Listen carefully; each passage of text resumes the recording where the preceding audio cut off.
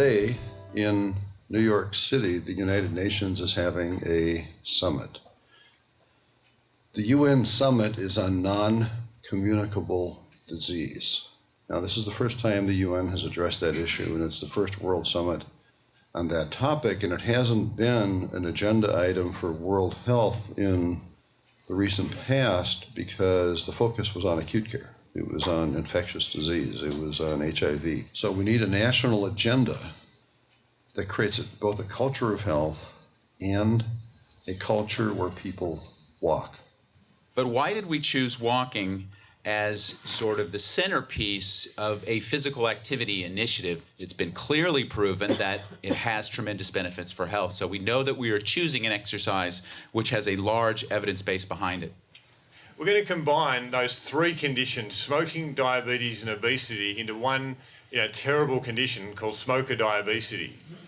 Actually, low fitness kills more Americans than smoking, diabetes, and obesity combined. Sometimes the most powerful things that a person can do for their health are best left non-medicalized. When we prioritize walking, either by doing it during our lunch hour, or walking to work, or walking after work, that really sends a powerful message to our patients and to our colleagues. Physicians are growing to embrace the fact that we need to be more than just clinicians. We also need to be activists. 90% of all cardiovascular disease is preventable. So if I said, I can guarantee you with 90% of surety that you will never have a heart attack, you'd be listening very closely at that point. You'd want to know exactly what I was going to say after that. And all of it is about modifying your risk factors. All of them are affected by exercise, every single one. This is the population where prevention is most significant. Of course, for people with diabetes, moderate exercise fits into it's an awesome part of the program for everyone. Now we know that exercise is as effective as psychotherapy. Well, what a blow to people like me. I'm a psychologist.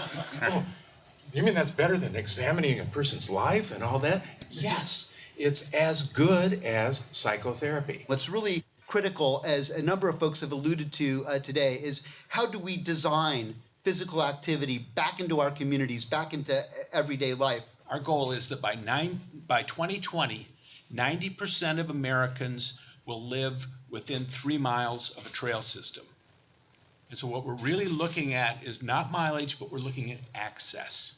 In my role with digital and technology, I'm really excited that the national organization came out with a mobile app, a Walking Paths app. Basically, the Walking Paths app kind of targets your geolocation, and then it pulls up a list of different parks and trails in your local area.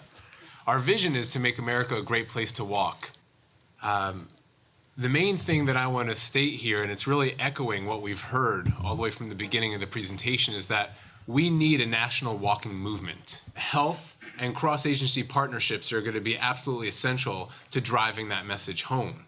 And I believe that Kaiser Permanente, as a national leader on the issue of walking, is really going to help advance that.